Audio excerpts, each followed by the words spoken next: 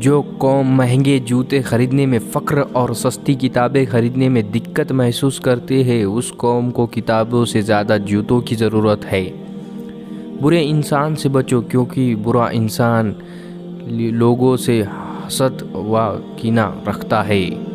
مکانوں کے بنانے میں عمر ختم کر رہا ہے، بسیں گے دوسرے اور حساب دے گا تو۔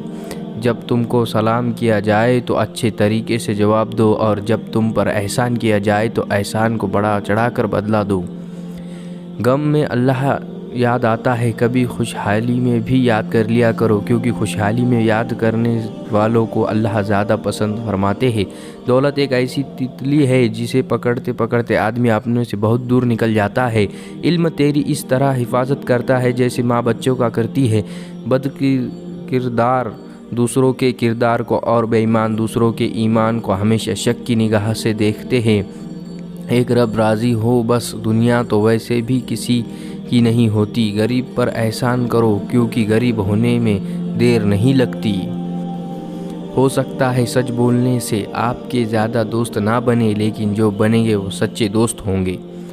حق کے راستے میں اگر ساری کائنات بھی تمہارے خلاف ہو تو بھی تم یقین رکھو کہ اللہ تمہارے ساتھ ہے۔ بہت عجیب ہے یہ دنیا، یہاں رشتے جھوٹ بولنے پر نہیں بلکہ سچ بولنے پر ٹوٹتے ہیں۔